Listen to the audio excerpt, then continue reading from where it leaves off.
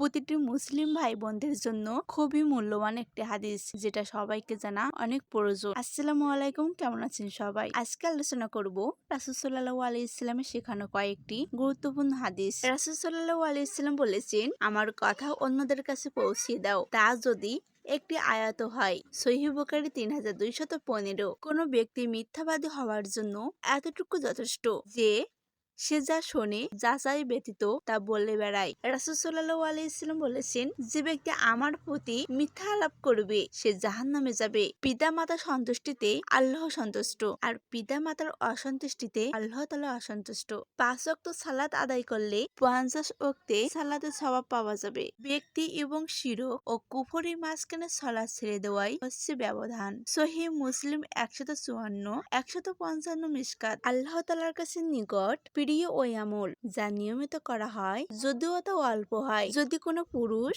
পায়ের টাকলুর নিচে কাপড় ঝুলিয়ে পড়বে সে জাহান্নামী হবে। বুখারী 5371। কালো জিরা হচ্ছে মৃত্যু ছাড়া সকল রোগের চিকিৎসা রয়েছে। নবী কারীম সাল্লাল্লাহু আলাইহি ওয়াসাল্লাম মিষ্টি ও মধু খুবই ভালোবাসতেন। রাসূল কারীম সাল্লাল্লাহু আলাইহি ওয়াসাল্লাম বলেছেন, আমার সুন্নতের প্রতি বিরাগ পোষণ করবে তারা আমার উম্মতে অন্তর্ভুক্ত নয়। যে ব্যক্তি বিদাত সৃষ্টি করবে এবং আশ্রয় দেবে তার উপর আল্লাহ তাআলার ফেরেশতা ও সকল মানব সমপ্রদায়ের লালত। সহিহ বুখারী 6808 নং। যার অন্তরে সরিষার সমপরিমাণ ঈমান আছে সে জাহান্নামে যাবে না, আর যার অন্তরে সরিষার সমপরিমাণ অহংকার আছে সে কখনো জান্নাতে যাবে না। সরিষার পরিমাণ ঈমানের পরিচয় হলো 5 ওয়াক্ত নামাজ পড়া। যে 5 ওয়াক্ত নামাজ পড়ে না অথচ 4-3-2-1 ওয়াক্ত নামাজ পড়ে সে চিরকাল জাহান্নামে থাকবে। যেমন থাকবে ইহুদি, নাসারা, হিন্দু, আরব ও অন্য ধর্মের লোকেরা চিরস্থায়ী জাহান্নামে, তেমনই থাকবে বেনামাজি। 4-3-2-1 ওয়াক্ত